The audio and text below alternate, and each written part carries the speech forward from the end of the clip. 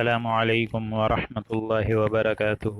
الحمد للہ نحمده ونستعینه ونستغفره ونؤمن به ونتوکل علیہ ونعوذ باللہ من شرور انفسنا ومن سیئات اعمالنا من يهده الله فلا مضل له ومن يضلله فلا هادي له ونشهد ان لا اله الا الله وحده لا شريك له ونشهد أن محمدا عبده ورسوله أما بعد أعوذ بالله من الشيطان الرجيم بسم الله الرحمن الرحيم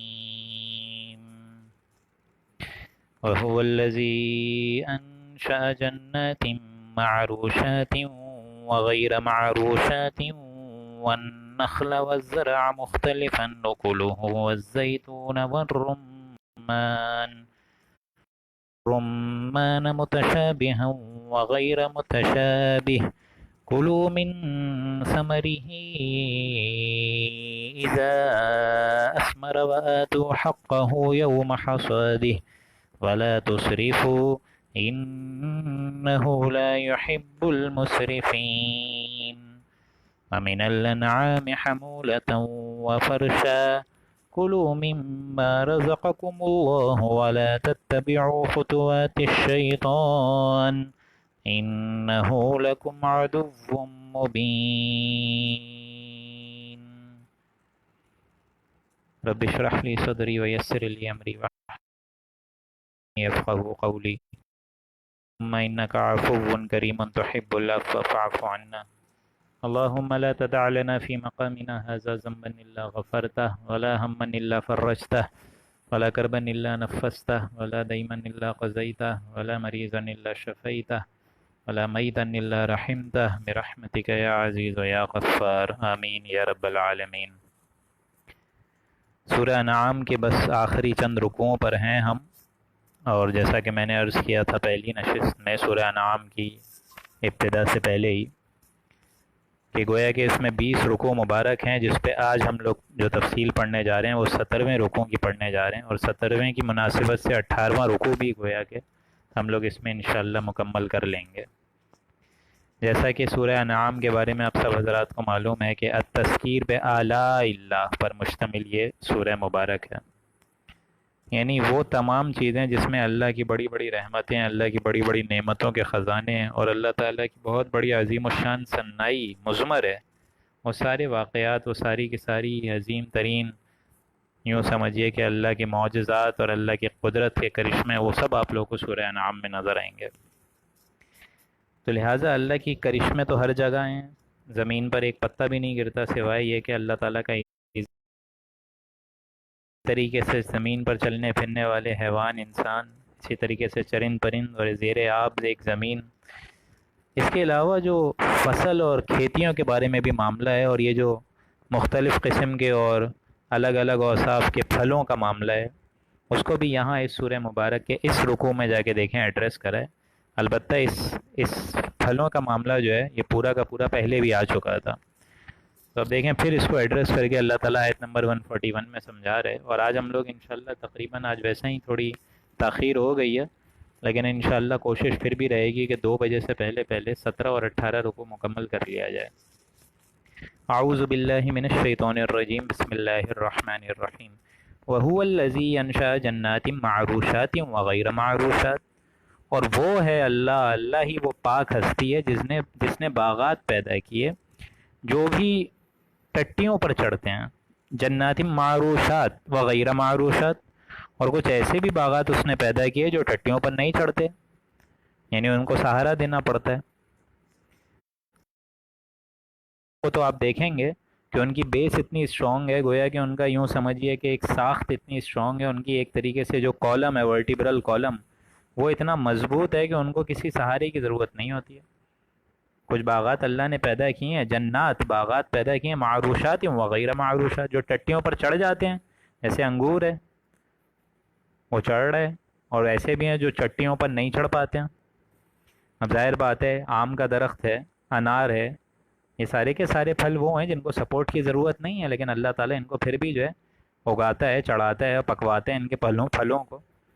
تو چاہے ان کو سپورٹ کی ضرورت ہو، کسی ٹہنی کی ضرورت ہو، کسی سپورٹ کی ضرورت ہو یا نہ ہو، لیکن اللہ تعالیٰ ایسے باغات پیدا کر رہے ہیں۔ اس سے پہلے ہم لوگ پڑھ چکے تھے کہ باغات تم دیکھو اپنے ارد گرد، آم کے درخت کو دیکھو، پھلوں کے درختوں کو دیکھو، اس کے علاوہ انار کو دیکھو، کھجوروں کو دیکھو، حالانکہ ہر ایک کے ذائقے الگ ہیں مختلفاً، لیکن سب کے سب ایک ہی پانی پی رہے ہیں۔ سارے کے سارے جو جن کو آب مل رہی ہے، پانی جو مل رہا ہے، وہ کہاں سے مل رہا ہے؟ وہ ایک ہی طرف سے مل رہا ہے، آسمان سے برس رہا ہے پانی۔ تو پانی تو مختلف نہیں ہے، لیکن ان کے ذائقے اور ان کی جو تاثیر ہے وہ مختلف پھر کیسے ہو گئی؟ تو یہ اللہ معلوم ہوتا ہے کہ کوئی ایسی ذات ہے جو کہ اس پورے کے پورے کارخانے کو چلا رہے، ان پھلوں کا بھی معاملہ چلا رہے، ان زیر آب زمین کا بھی معاملہ چلا رہے، انسانوں کا بھی معاملہ چلا رہے، جنات کا بھی معاملہ چلا رہے، اور اسی طریقے کے ایسے کے باغات کا معاملہ چلا رہے جو ٹٹیوں پر چڑھتے بھی ہیں جیسے انگور، اور ویسے بھی جو کہ ٹٹیوں پر نہیں چڑھ پاتے۔ وَالنَّخْلَ، اور کھجور کے درخت، وَالزَّرْعَ، اور کھیتی جن میں مختلف نُقُلُہُ، جن میں طرح طرح کی مختلف چیزیں ہوتی ہیں جن کو تم کھاتے ہو۔ ہر قسم کی فصل اللہ تعالیٰ نے تمہارے لیے جو ہے آسانی سے دستیاب کر دی۔ اگر یہی رزق کا معاملہ کسی جاگیردار کے پاس ہوتا، ٹھیکیدار کے پاس ہوتا، تو وہ تو سارا سرمایہ دری کر لیتا، سارے کے سارے خزانے وہ اپنے گھروں میں اور اپنی ملز اور فیکٹریز میں سنبھال کے رکھ لیتا، جیسا آج کے بھی جو حکمران کے چیلے ہیں وہ بھی یہ کام کر رہے ہیں۔ لیکن اللہ تعالیٰ کا یہ فضل ہے کہ ساری اتھارٹی اللہ نے اپنے پاس رکھی ہے۔ اگر زمین میں کسی کو بھی رزق کا حق اللہ تعالیٰ دے دیتا تو انسان سارے کے سارے بھوکے مر جاتے، لیکن یہ اللہ کا کرم ہے کہ اللہ تعالیٰ آسمان سے پانی برساتا ہے، پھر اس سے باغات نکالتا ہے، اس سے طرح طرح کے پھل میوے نکالتا ہے، پھر ان کو پکاتا ہے، ہمیں کھلاتا ہے، پھر انہیں کھانے کا ایک مخرج کرتا ہے، اس راستے کو نکالنے کا بھی ایک ذریعہ بناتا ہے۔ یہ طریقے ساری چیزیں اللہ کرتا ہے۔ والنخل، اور کھیتی، والزرع، اور کھیتی جن میں مختلف نقلہ، والزیتون، مختلف چیزیں ہیں جو تم بڑے مزے سے کھاتے ہو، والزیتون، اور اسی طریقے سے ہم نے زیتون کو بھی بنایا، زیتون یعنی وہی مبارک تیل، والرمان، اور اسی طریقے سے ہم لوگ نے انار کے بھی درخت بنا دیے، متشابہ ہم وغیرہ متشابہ، جو ایک دوسرے سے ملتے بھی ہیں اور ایک دوسرے سے ملتے بھی نہیں ہیں، ایک دوسرے سے متشابہ بھی ہوتے ہیں، ایک دوسرے سے مشابہ ہوتے بھی نہیں ہیں۔ یعنی حالانکہ سب کو ایک ہی پانی دیا جا رہا ہے، معاملہ تو یہی ہونا چاہیے، سب کو ایک دوسرے سے ملنا چاہیے، سب کے پھل ایک جیسے ہونے چاہیے، سب کی تاثیر، سب کی رنگت، سب کی چیزیں ایک جیسی ہونی چاہیے۔ لیکن جب وہ اللہ تعالیٰ ایک ہی آسمان کے پانی سے مختلف قسم کے پھلوں کو ذائقہ دے رہا ہے، تاثیر دے رہا ہے، رنگ دے رہا ہے، خوبصورتی دے رہا ہے، تو کیا تمہیں ایسے ہی پیدا کر کے اللہ چھوڑ دے گا؟ تمہارا کوئی حساب نہیں نکلے گا؟ انسان کیا اتنی گھٹیا شے ہے کہ بغیر حساب کتاب کے اللہ تعالیٰ ایسے ہی پھینک دے اٹھا کے؟ ایسا نہیں ہے۔ کلوا من ثمرہ اذا اثمر، اللہ تعالیٰ ان پھلوں کے ذکر کے بعد فرما رہا ہے کہ کلو من ثمرہ، اس کو کھایا پیا کرو، اس کی پیداوار کو دیکھو، اس میں سے کھاؤ، اذا اثمر، جب وہ نکل آئے پورے طریقے سے، پھل پک کے نکل آئے، انار پک کے نکل آئے، اب اس کو کھاؤ آرام سے۔ وآتوا حقہ یوم حصادہ، اور اس میں سے بھی حق تم پر واجب ہے جب وہ نکلے۔ یعنی ایک تو زکوٰۃ ہے، صدقات ہے، فطرہ ہے، خیرات ہے، یہ معاملہ تو تم لوگ اگر پیسے کما رہے ہو، روزی ہے، رزق لگایا ہوا اللہ نے، اس میں سے بھی دینا ہے، لیکن جب تم پھلوں کو کاٹو، وآتوا حقہ یوم حصادہ، جب ان پھلوں کو کاٹنے لگو، اپنے ان پیڑوں سے نکالنے لگو، تو آتوا حقہ، اس میں سے حق نکال دیا کرو غریبوں کے لیے، مسکین کے لیے بھی۔ اگر 100 پھل اپنے پاس رکھ رہے ہو تو ایٹ لیسٹ 10 یا 3-4 تو غریب کو دے سکتے ہو نا، اس میں سے بھی حق نکالنا ضروری ہے۔ اس حق نکالنے سے تم لوگ کے پھلوں کے اندر اور تاثیر بڑھ جائے گی، برکت اللہ تعالیٰ تمہارے رزق میں دے دے گا، صرف اور صرف غریب پر اپنا نہ صرف مال بلکہ یہ طرح طرح کے مشروبات، طرح طرح کے پھلوں کا ذائقہ، یہ ان کو بھی چکھایا کرو، ان غریب مساکین اور قلاش لوگوں کو بھی چکھایا کرو۔ ولا تسرفوا، اور حد سے آگے مت بڑھا کرو، اسراف مت کیا کرو۔ اسراف کیا ہے؟ اسراف ہر وہ چیز ہے جو آپ کی ضرورتیں پوری کر سکے، اس سے اضافی آپ چیز لیں۔ آپ کو 3 کپڑوں کی ضرورت ہے، آپ اٹھا کے 300 کپڑے لے لیں، تو جو 297 کپڑے آپ نے لیے وہ تو اسراف ہو گئے۔ آپ کی ضرورت 3 چیزوں سے بھی پوری ہو سکتی تھی، آپ نے 3 کے بجائے ڈبل یا ٹرپل کی سوچنا شروع کر دی، یہ چیزیں سب اسراف میں آ جائیں گی۔ یہی وجہ ہے کہ حضور اکرم صلی اللہ علیہ وآلہ وسلم کے سامنے جب 2 سالن پیش کیے جاتے تھے کھانے کو، تو 1 سالن وہ ہٹا دیتے تھے اور فرماتے تھے جب 1 سالن سے پوری کی پوری بھوک مٹ سکتی ہے اور پورا حق ادا ہو سکتا ہے تو 2 سالن کیوں ہیں؟ ولا تسرفوا، اور حد سے آگے مت بڑھا کرو، حد سے درگریزی مت کیا کرو، حد سے آگے مت نکل جایا کرو. انہ لا یحب المسرفین، بے شک اللہ تعالیٰ پسند نہیں کرتا ایسے لوگوں کو جو کہ اسراف کرتے ہیں. اسراف یعنی تمہارا مال اگر زیادہ ہے تو اس کا اصل بنیادی فرض یہ ہے، اور تمہارے اوپر یہ لاگو ہے کہ جو اضافی شے ہے وہ اللہ کی راہ میں دے دو، اور اس بات کی امید کر کے بیٹھے رہو کہ اللہ تعالیٰ کل کھلائے گا. جو اللہ تعالیٰ تم کو آج کھلا رہے اتنی لمیٹڈ انکم پہ بھی، تو وہ اللہ کیا کل نہیں کھلائے گا تم کو؟ بندوں کا کوئی رزق ہوتا ہے، معاش ہوتا ہے، کہیں وہ کہیں جاب کرتے ہیں؟ نہیں، خالی پیٹ اپنے گھروں سے نکلتا ہے. لیکن اللہ تعالیٰ واپس ان کو گھروں سے پہنچنے سے پہلے ہی پیٹ ان کے بھر کے بھیجتا ہے. تو تمہارا معاملہ بھی تو انسان جس کو ہم نے شعور دیا وہ یہ ہمارے اوپر کانفیڈنس نہیں رکھ سکتا کیا؟ وَمِنَ الْأَنْعَامِ حَمُولَةً وَفَرْشًا، اور اسی طریقے سے ہم نے مویشی پیدا کیے. حمولہ یعنی ایسے مویشی جو کہ اونچے قد والے ہیں، یعنی اونٹ ہے، کھچر ہے، گھوڑا ہے، جس کو تم اپنے سواری کے لیے یوز کرتے ہو، اپنے کاموں کے لیے یوز کرتے ہو. وفرشا، اور چھوٹے قد کے بھی ہیں، بکریاں ہیں، اسی طریقے سے چھوٹے چھوٹے گدھے ہیں، ان پر تم اپنے سامان لاد کر ایک شہر سے دوسرے شہر جاتے ہو. تو اللہ تعالیٰ نے یہ بھی تو بنایا ہے. کلوا مما رزقکم اللہ، جو کچھ اللہ نے تم کو دیا ہے اس سے کھاؤ، کھاؤ، رزق تلاش کرو اور حلال رزق کھاؤ. اللہ تعالیٰ نے مباحات کا جو دائرہ ہے وہ بہت وسیع رکھا ہے، بہت اسپیشیس رکھا ہے. پوری دنیا میں آپ لوگ کسی بھی قسم کا کھانا کھا سکتے ہیں، سوائے یہ کہ سور نہیں کھانا ہے، مردار نہیں کھانا ہے، اللہ کے نام کے علاوہ جو جانور ذبح کیا ہو وہ نہیں کھانا ہے. باقی تو پوری کی پوری دنیا میں جو کھانا ہے کھا لو. ہاں، اگر تمہارا ذائقہ ہی ایسا ہو گیا ہے کہ شراب اور سور کے علاوہ تم کو کوئی چیز جچتی ہی نہیں ہے، تو یہ تو تمہارا فالٹ ہے. اللہ نے تو ساری چیزیں حلال کری ہیں، باقی چیزیں جو ہیں حرام کری ہوئی ہیں. تو کلوا مما، کھاؤ پیو اللہ تعالیٰ نے جو تم کو دیا ہے رزق میں سے. ولا تتبعوا خطوات الشیطان، اور شیطان کے قدم بقدم مت چلا کرو، اس کی پیروی مت کیا کرو. وہ تو یہی کہے گا کہ تھوڑا سا کھا لو، تھوڑا سا کھا لو، اور ہوتے ہوتے تمہیں اس کی عادت لگا دے گا. انہ لکم عدو مبین، بلا شبہ وہ تمہارا کھلم کھلا دشمن ہے. ان الشیطان لکم عدو فاتخذوہ عدوا، آگے جا کے آپ لوگ یہ آیت پڑھیں گے کہ بے شک انسانوں شیطان لعین، وہ جو عزازیل ہے جس نے اللہ کے اس بندے آدم کو سجدہ کرنے سے انکار کیا، اس کے بارے میں اللہ نے فرمایا کہ اس کو اور اس کے تمام ایجنٹس کو، تمام کارندوں کو شیطان تمہارا دشمن ہے. تو اس کو اپنا دشمن ہی سمجھو، تم اپنی دوستیاں اس سے لگا کے بیٹھے ہو. تو آج دنیا کے فیس پہ تم لوگ ذلیل و خوار ہو. ولا تتبعوا خطوات الشیطان، شیطان کے قدموں کی پیروی مت کرو، وہ قدم ہی تم کو گڑھے کی طرف لے کر چلے جائیں گے. انہ لکم عدو مبین، بلا شبہ وہ تمہارا سری دشمن ہے، کھلم کھلا دشمن ہے. اب دیکھیں اگلی جو آیت آ رہی ہے، آیت نمبر 143، یہ اس بات کا منہ بولتا ایویڈنس ہے جو انہوں نے بولا تھا کہ دین کے نام پہ ہم نے طرح طرح کے مویشی جو ہیں اپنے اوپر حرام کر دیے ہیں.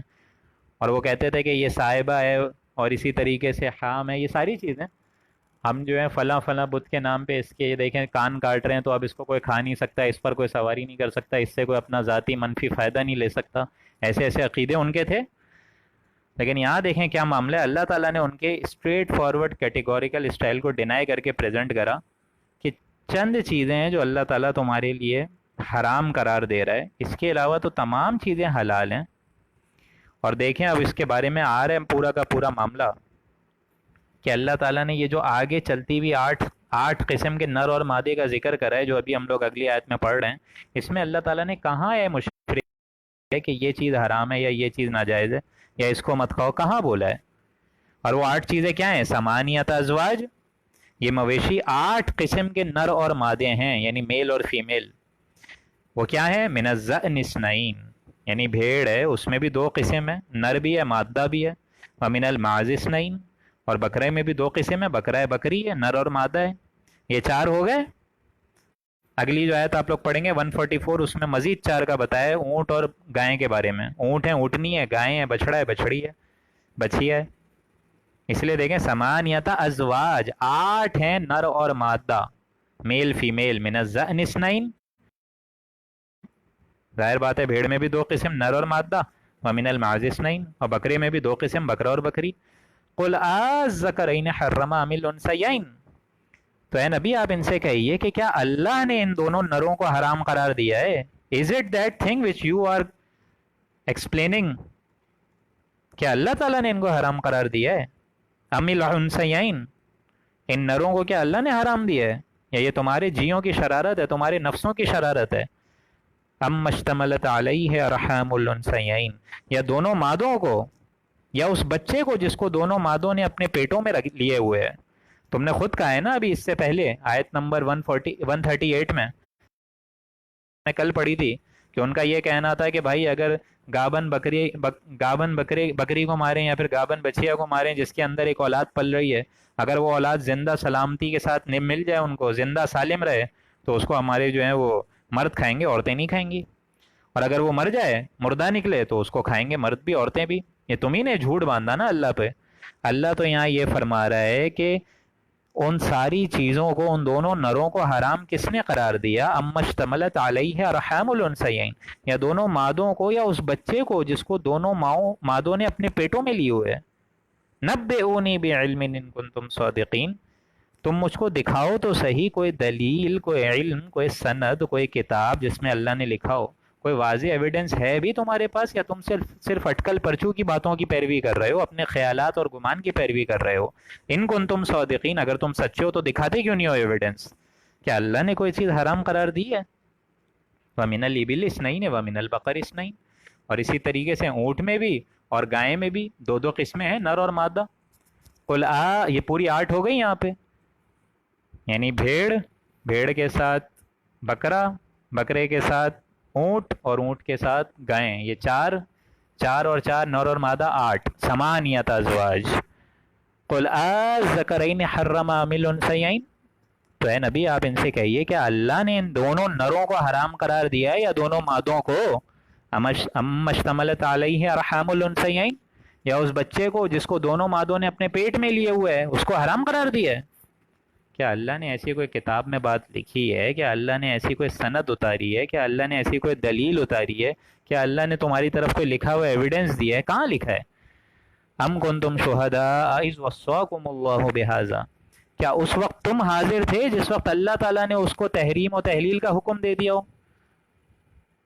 کیا اسٹارٹ میں بھی تم تھے اللہ کے پاس جب نوع انسانی کا آغاز ہوا حضرت آدم علیہ السلام سے؟ اس ٹائم بھی کیا تم واقعتاً اللہ کے پاس موجود تھے جو تم یہ پوری تحریریں دیکھ رہے تھے لکھتے ہوئے کہ فلاں فلاں جو جانور ہے وہ اس بت کے نام پہ حرام ہے؟ کیا اللہ نے ایسا بولا ہے معاذ اللہ؟ کیا تم اس وقت حاضر تھے اذ وصاکم اللہ بہذا، جب اللہ تعالیٰ تم کو یہ وصیت کر رہا تھا، یہ تحلیل کا حکم دے رہا تھا، تحریم کا حکم دے رہا تھا کہ یہ حرام ہے، یہ حلال ہے؟ فمن نظلم ممن افترى علی اللہ کذبا، تو اس شخص سے زیادہ بڑھ کر ظالم اور کون ہوگا جو کہ اللہ پر جھوٹ باندھے، افترا باندھے، تہمت لگائے، گمان الگ الگ لگا کے اللہ کی طرف منسوب کرے، کذبا یا جھوٹی تہمت لگائے، لیضل الناس بغیر علم، تاکہ وہ لوگوں کو گمراہ کرے بغیر کسی علم کے۔ قادیانیوں کا فرقہ، پوری کی پوری امت پریشان ہے کہ ان قادیانیوں کا کیا کرے، اور وہ مزے سے اپنی جو باطل عقیدے ہیں اس کے ذریعے اپنی سانسیں لے رہے ہیں اور دوسروں کو بھی گمراہ کر رہے ہیں بغیر علم، بغیر علم کے۔ ان کے پاس نہ کوئی علم ہے، نہ کوئی دلیل ہے، نہ کوئی ان کے پاس کوئی کتاب ہے، کچھ بھی نہیں ہے۔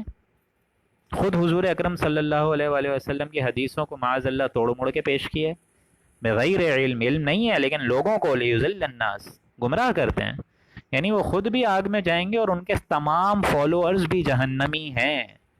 ان اللہ لا یہدی القوم الظالمین، یقیناً اللہ تعالیٰ ظالم لوگوں کو جنت کا راستہ نہیں دکھائے گا، یعنی ایسے لوگوں کو پھر اللہ تعالیٰ ہدایت دیتا ہی نہیں ہے۔ کیوں؟ کیونکہ انہوں نے ظلم کیا۔ ان الشرک لظلم عظیم، عظیم ترین ظلم جو ہے وہ شرک ہے۔ اللہ تعالیٰ کو تو مانتے تھے لیکن پھر ان کی جو فرشتے ہیں ان کو اللہ کی بیٹیاں تجویز کرتے تھے معاذ اللہ، کہتے تھے یہ لات عزا جو ہے ہمارے بڑے سفارشی ہیں، اللہ کے آگے بچا لیں گے۔ اور اسی طریقے سے لا یہدی، ہدایت دی ہی نہیں اللہ تعالیٰ نے، کیونکہ ان کے اندر ہدایت طلب ہی نہیں تھی۔ اگر وہ خود سوچتے کہ مجھے سیدھے راستے پر چلنا ہے تو کیوں نہیں اللہ تعالیٰ ان کو سیدھا راستہ دکھاتا؟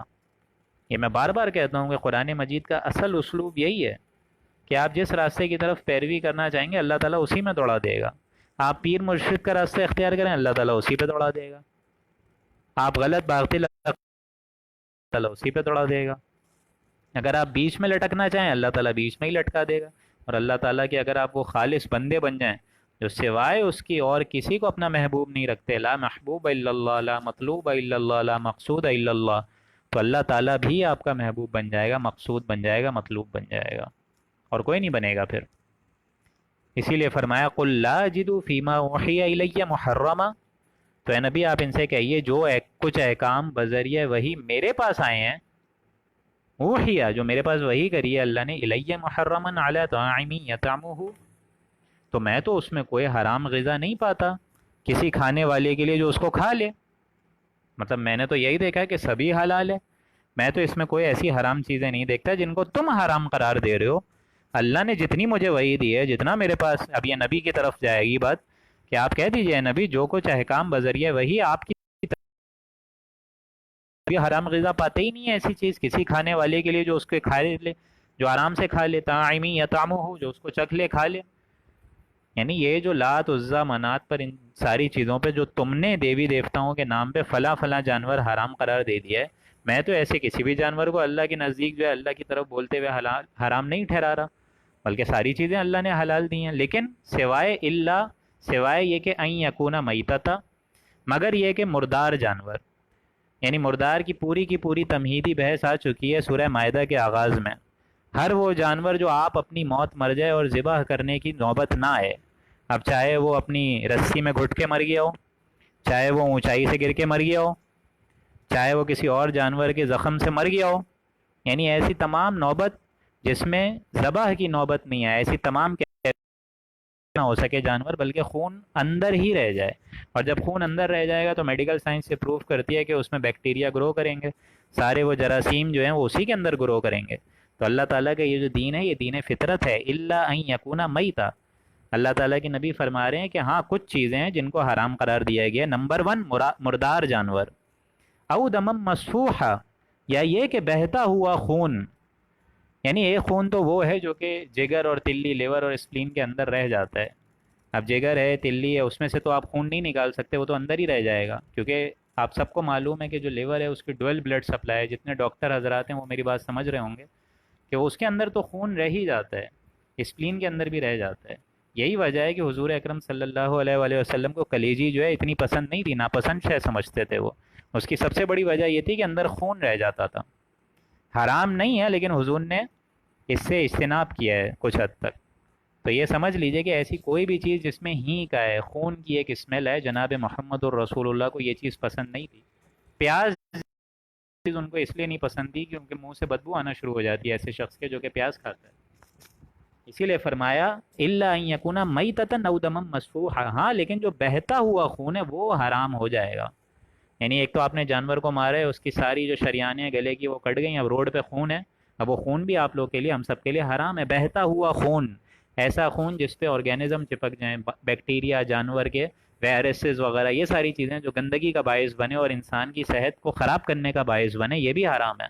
او لحم خنزیر، اور خنزیر کا جو گوشت ہے، پورک ہے، یہ سب تو بالکل مطلقاً حرام ہے. فإنہ رجس، کیونکہ وہ بالکل ہی ناپاک ہیں، گندگی کے شہوہ ہے، اس کے اندر شہوت کے تقاضے بھی انسان کے بڑھا دیتا ہے، ٹیسٹوسٹیرون ایسٹروجن لیولز بڑھا دیتا ہے. او فسقا، جو کہ شرک ذبح کیا گیا ہو، فسق و فجور کی کیفیت یا نیت کے ذریعے ذبح کیا گیا ہو. احل لغیر اللہ بہ، یا غیر اللہ کے نامزد کیا گیا ہو. یعنی ایک تو معاملہ ہے اللہ کے لیے قربان کرنا، اور اللہ کے علاوہ اگر کسی ذات کے لیے آپ قربان کر دیں گے تو وہ پورا جانور حرام ہو جائے گا. چنانچہ علماء اس میں لکھتے ہیں کہ اگر آپ جائیں مرغی اور گوشت کی دکان پہ، اور اگر مرغی کی وہ قربانی کرنے پہ وہ بسم اللہ اللہ اکبر نہ بولے بآواز بلند، یا ایٹ لیسٹ اتنی زور سے تو بولے کہ آپ کو سنتے میں محسوس ہو جائے، لیکن ظاہر بات ہے وہ لوگ یہ بھی نہیں بولتے ہیں، تو ایسی مرغی، ایسا کوئی بھی جانور جو اللہ کے علاوہ، یعنی اللہ کا آپ نے اس پہ نام ہی نہ لیا نا، تو ایسا جانور کیسے حلال ہو سکتا ہے جس کو اللہ کے نام پہ ہی ذبح نہ کیا گیا ہو. او فسقا، یا کسی شرکی عقائد کے ذریعے اس کو ذبح کیا گیا ہو. شرکی عقائد ہیں، فلاں اس جو بزرگان دین ہیں اس کے آستھان پہ جا کے ذبح کیا جا رہا ہے. یہ ساری ڈیٹیل آ چکی ہے سورہ مائدہ میں. کسی بزرگ، خاص بزرگ کا قرب حاصل کرنے کے لیے اور اس کی عقیدت اور محبت حاصل کرنے کے لیے اس کے نام پہ ذبح کیا جا رہا ہے، اور وہیں کے سارے لوگوں کو کھلایا جا رہا ہے. اگر آپ کو جانور ذبح کرنا ہے، آپ گھر پہ کیوں نہیں کر رہے ہیں؟ وہاں کسی خاص آستھان پہ جا کے کیوں ذبح کر رہے ہیں؟ وہاں کیا نوبت آ رہی ہے؟ وہاں کیا آپ کی ضرورت پوری ہو رہی ہے؟ یہ تمام چیزیں حرام ہیں دوستوں، حرام ہے. اور آج امت مسلمہ بڑے مزے سے یہ کام کر رہی ہے. او فسقا، یہ فسق ہے، شرکیہ عقائد ہیں، ان کو چھوڑ دو. فمن استر غیر باغ، ہاں جو کہ ایک دم مستر ہو جائے، حالت ایک دم بیزاری کی کیفیت میں آ جائے، بےتاب ہو جائے. مطلب ظاہر بات ہے اگر کسی اس میں پھنس گیا ہے، ریگستان میں پھنس گیا ہے، اب آگے نہ پانی ہے نہ کچھ کھانے کی چیز ہے، لیکن آگے دیکھ رہا ہے سور جا رہے ہیں، اب کیا کرے؟ جو شخص ایک دم مستر ہو جائے، بے چین ہو جائے، مرنے کی کیفیت پر آ جائے آلموسٹ، لیکن وہ اس میں سے پھر کھا سکتا ہے. ہاں جو شخص مستر ہو جائے، فمن استر، جو شخص مستر ہو جائے، بے چین ہو جائے، بےتاب ہو جائے، بھوک پیاس سے حالت خراب ہو جائے، لیکن وہ اس کو کھا تو سکتا ہے، لیکن اس کی کچھ شرائط ہیں. وہ شرائط کیا ہیں؟ غیر باغ، نمبر ون، ایک تو اس کے اندر طلب لذت نہ ہو. یعنی یہ نہیں ہو کہ سور کا گوشت مزے سے کھائی جا رہا ہے، کھائی جا رہا ہے، کھائی جا رہا ہے، ہلکا سا چکھا، اس کو بڑا اچھا اور مرغوب لگ گیا، جو کہ واقعی ہوتا ہے یہ گوشت. امریکنز کیوں اتنے مزے سے کھا جاتے ہیں یہ جو ہاٹ ڈاگز ہیں، یہ ساری چیزیں. غیر باغ، اللہ کہہ رہا ہے طالب لذت نہ ہو، جان بچانے کی حد تک جتنا کھا سکے انسان کھا لے، ولا عاد، اور نہ حد سے آگے بڑھنے والا ہو. 100% گوشت رکھا ہوا ہے، 10% سے جان بچائی جا سکتی ہے، 11واں فیصد بھی اگر اس نے کھا لیا وہ بھی حرام ہو جائے گا. جب 10% سے گوشت سے جان بچائی جا سکتی ہے تو why are you opting for the 11th one? ولا عاد، اس سے آگے نہ بڑھے، تجاوز نہ کرے. فَإِنَّ رَبَّكَ غَفُورٌ رَحِيمٌ، تو اللہ تعالیٰ پھر غفور ہے اور رحیم بھی ہے ایسے لوگوں کے لیے، یعنی مزید اپنی طرف سے رحمت بھی ڈالے گا. یعنی اگر تمہارے اندر یہ خیالات پیدا ہو جائیں کہ میں نے تو سور کھائے، لیکن اللہ تعالیٰ اپنی شان غفاری سے اور شان رحیمی اور ستاری سے تمہاری ان تمام حرکات کو پردہ پوشی فرمائے گا، تمہاری ان تمام معاملات کو درگزر کا معاملہ کرے گا. وَعَلَى الَّذِينَ هَادُوا حَرَّمْنَا كُلَّ ذِي ظُفُرٍ، اور اسی طریقے سے یہود پر ہم نے تمام ناخن والے جانور حرام کر دیے تھے. یعنی ایسے جانور جس میں کھر ہوں.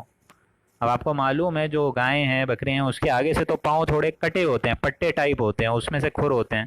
لیکن ایک دوسرے قسم کے جانور ہوتے ہیں، جیسے گھوڑا ہے، خچر ہے، اس کا ایک ہی کھر ہے. ایک ہی کھر والا جانور جو ہے گھوڑا ہے، خچر ہے، یہ ساری چیزیں. لیکن یہ بات سمجھ لیں یہ آسمانی شریعت کا معاملہ نہیں تھا، یہ یہاں معاملہ اسپیشلی ہو رہا ہے یہودیوں کے لیے، اور یہودیوں کے لیے ان کی حرکتوں کی وجہ سے ہو رہا ہے. یہ جو انہوں نے حرکتیں کری، حضرت موسیٰ علیہ السلام کو مطلب الگ الگ قسم طریقے سے ٹارچر کرا، ان کی نافرمانی کری، گویا کہ اللہ کی نافرمانی کری، ان کے سمپل دین کو اتنا توڑ موڑ کے غلط طریقے سے لوگوں کے سامنے پریزنٹ کرا ان کے علماء نے. تو وَعَلَى الَّذِينَ ہَادُوا حَرَّمْنَا، ہم نے ان پر یہ بات لازم کر دی تھی، لاگو کر دی تھی کہ تمام ناخن والے جانور، حرمنا کل ذی ظفر، ان کے لیے تمام ناخن والے ہی جانور ہم نے حرام کر دیے.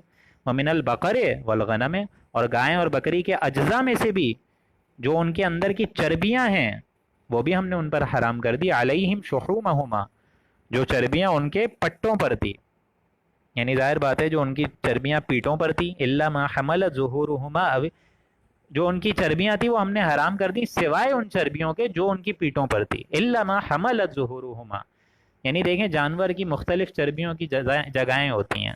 ایک وہ آپ نے دیکھا ہوگا کب جو اوپر نکلا ہوتا ہے بیل کے، اسپیشلی موٹا سا، اس کے اندر آپ اس کو کاٹیں تو اندر صرف فیٹ ہی فیٹ ملے گی، چربی ملے گی.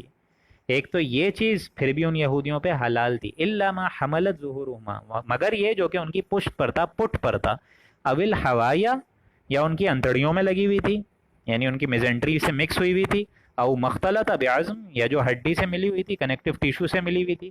یہ تین چربیوں کے علاوہ ان کے پاس جتنی چربی اس جانور میں ملتی تھی وہ تمام چربی ہم نے یہودیوں پہ ان کی شرارتوں کی وجہ سے حرام کری تھی.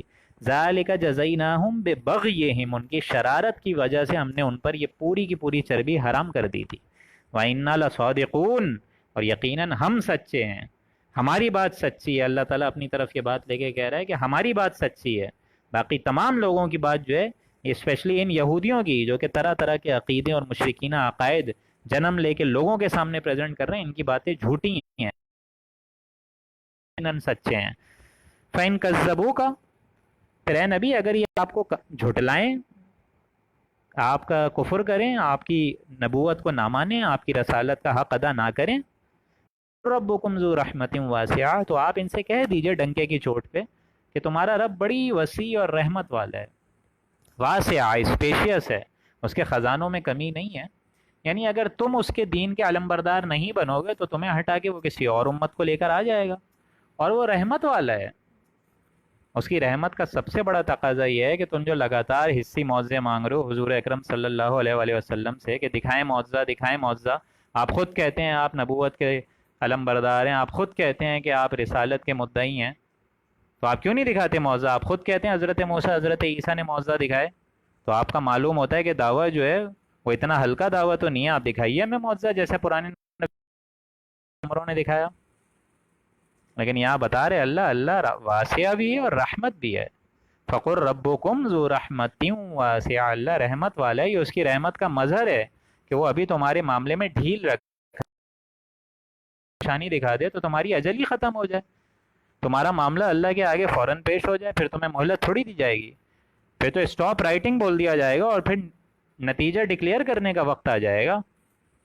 وَلَا يُرَدُّ بَأْسُهُ عَنِ الْقَوْمِ الْمُجْرِمِينَ، اور نہ ٹل پائے گا ایسی قوم مجرمین سے اللہ کا عذاب، یعنی اللہ لوگوں سے مل کے رہے گا، اس کو کوئی ٹال نہیں سکتا، وہ ٹالے گا تو اللہ ہی ٹال سکتا ہے، لیکن اگر اللہ ہی نے ان کی ان بطش ربک لشدید، کہ بے شک تیرا رب جو ہے وہ پکڑ میں بہت سخت ہے، اگر یہ پکڑ اللہ تعالیٰ نے ان لوگوں کے حق میں رکھ دی ہے تو اس عذاب کو ولا یرد بأسہ، اس عذاب کو پھیرنے والا ٹالنے والا ان قوم مجرمین سے اے نبی آپ کو اور کوئی نہیں ملے گا۔ سیقول الذین اشرکوا لو شاء اللہ ما اشرکنا، ان قریب یہ مشرک لوگ یہ بھی کہیں گے۔ اب دیکھیں جب انسان کا کیریکٹر اتنا خراب ہو چکا ہوتا ہے تو وہ جھوٹ تہمت ڈائریکٹ اللہ پہ لگاتا ہے، اور کیا بولتا ہے اپنے مشرکین عقائد کی بنا پر؟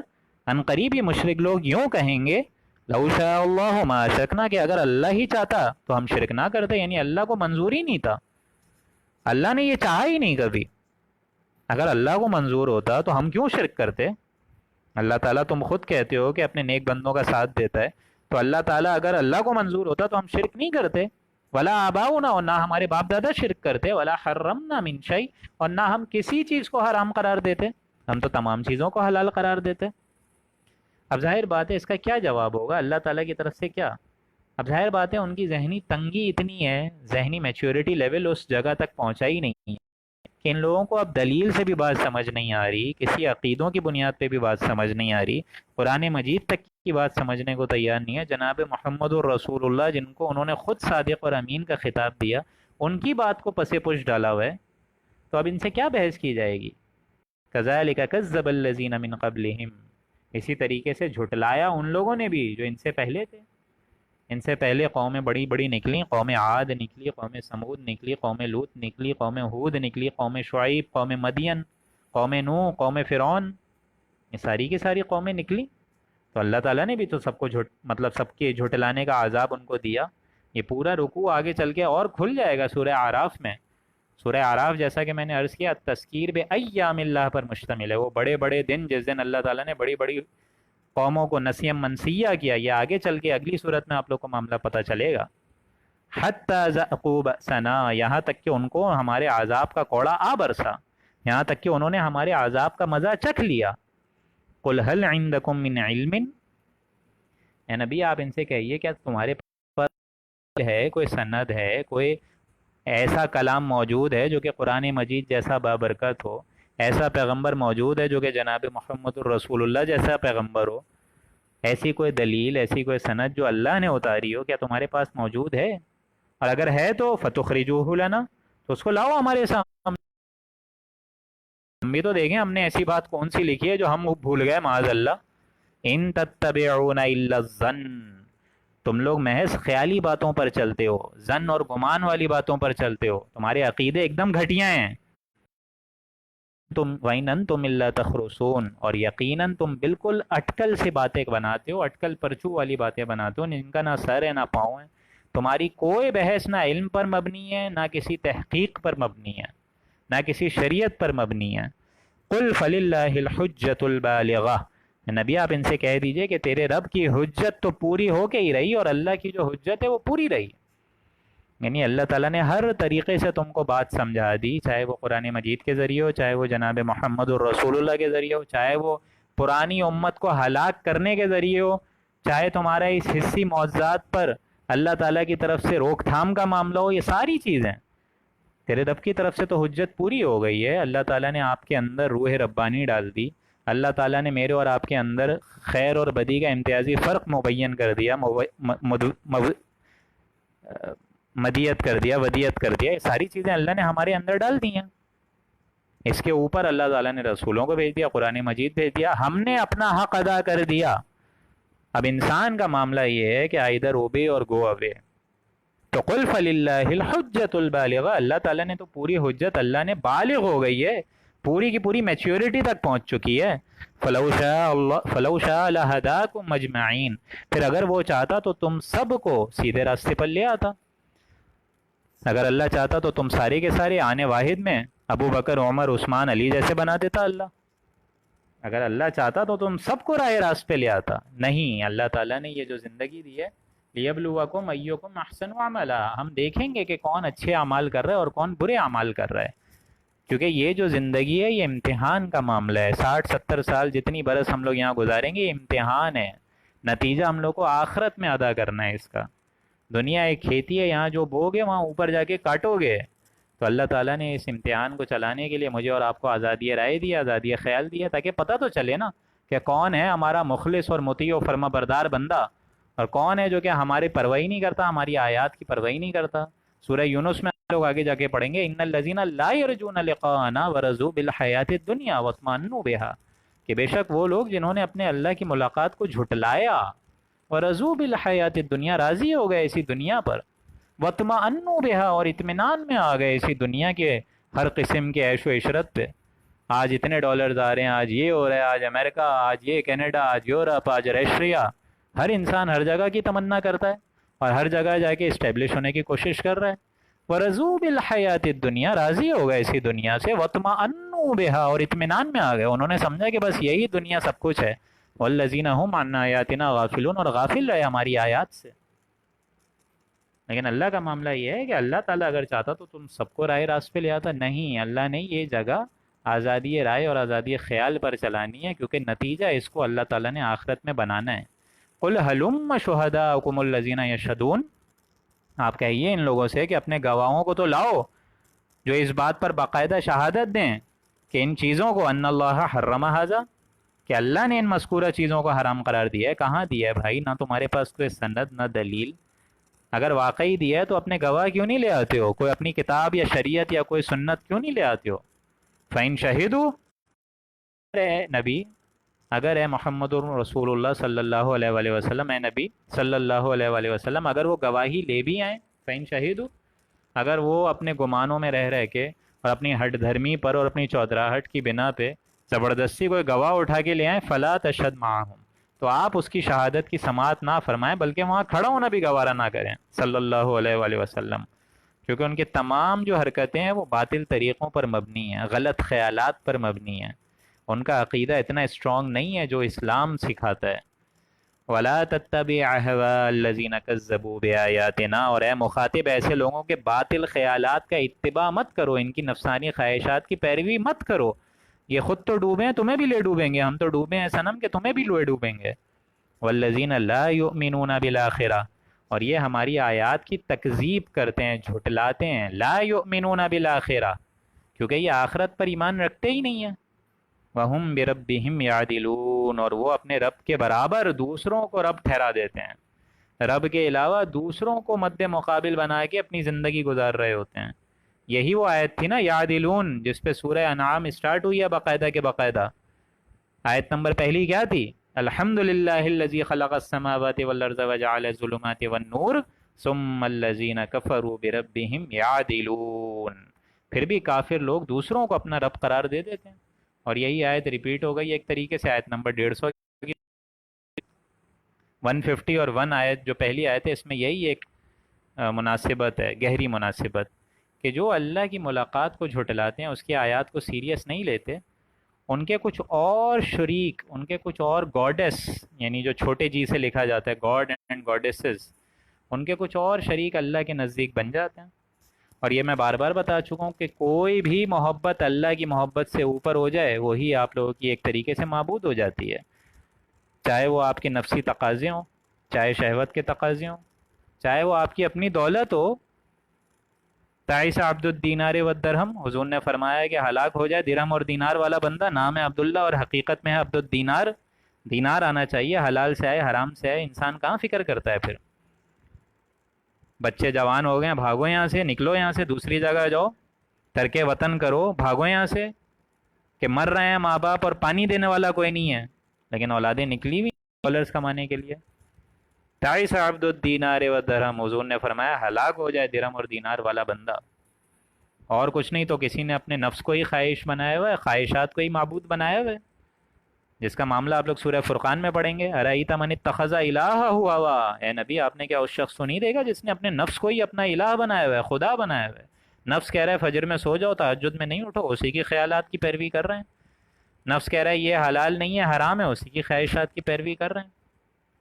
اور کچھ نہیں تو کچھ ایسے بھی لوگ ہیں جنہوں نے اپنے وطن کو معبود بنا دیا ہے، وطن کی جے میں لگے ہوئے ہیں، جیے بھٹو جیے مہاجر، ان سب کے نعرے کی پیروی کر رہے ہیں، جس کی سب سے خوبصورت مثال علامہ اقبال کے شعر میں آپ لوگ کو نظر آئے گی کہ اس دور میں اور ہے جام اور ہے جم، اور ساقی نے بنا کی روش لطف و ستم، اور تہذیب کے آذر نے ترشح نے بھی تعمیر کیا اپنا حرم، اور انتاز خداؤں میں بڑا سب سے وطن ہے، جو پہرن اس کا ہے وہ مذہب کا کفن ہے۔ وطن کی جے، نیشنلزم، ٹیریٹوریلزم، یہ سب معبود بنا کے بیٹھے ہوئے ہیں۔ لہٰذا اللہ سے دعا ہے کہ اللہ کی محبت کے علاوہ کوئی محبت اس سے سرپاس یا بائی پاس نہ ہو۔ اللہ کی محبت کے تابع والدین سے بھی محبت ہو، بھائی بہنوں سے بھی محبت ہو، اولاد سے بھی محبت ہو، عزیز و اقارب سے بھی محبت ہو، قربا پروری کی بھی احسان کا خیال رہے، لیکن اس کی محبت سے آگے کوئی محبت نہ بڑھے، بلکہ لا محبوب الا اللہ، لا مطلوب الا اللہ، لا مقصود الا اللہ، کہ محبوب، مطلوب اور مقصود صرف اور صرف ذات باری تعالیٰ بن جائے۔ یہاں اللہ کے فضل و کرم سے ہم لوگوں نے 17 اور 18 رکوع مکمل کر لیے۔ کل اور پرسوں انشاءاللہ 19واں اور 20واں رکوع، یہ جو 2 رکوع ہیں یہ سورہ انعام کے کلائمیکس والے رکوع ہیں، اور اسپیشلی جو 20واں رکوع ہے جو کہ انشاءاللہ پرسوں ہوگا۔ تو میں آپ سب سے گزارش کروں گا، آپ ماشاءاللہ سارے کے سارے اب رات کے 2 بج رہے ہیں لیکن پھر بھی آپ لوگوں نے سنا، اس لیے میں آپ لوگوں کا بہت ممنون اور مشکور ہوں۔ اللہ تعالیٰ اس تمام قرآن مجید کی اہم آیات کو سن کر، پڑھ کر، عمل کرنے کی توفیق عطا فرمائے، اور اس کو آگے پھیلا کر صدقہ جاریہ بنانے کی توفیق اور ہمت ہم سب کو عطا فرمائے۔ بارک اللہ لنا ولکم فی القرآن العظیم ونفعنی وإیاکم بالآیاتہ والذکر الحکیم، صدق اللہ العظیم۔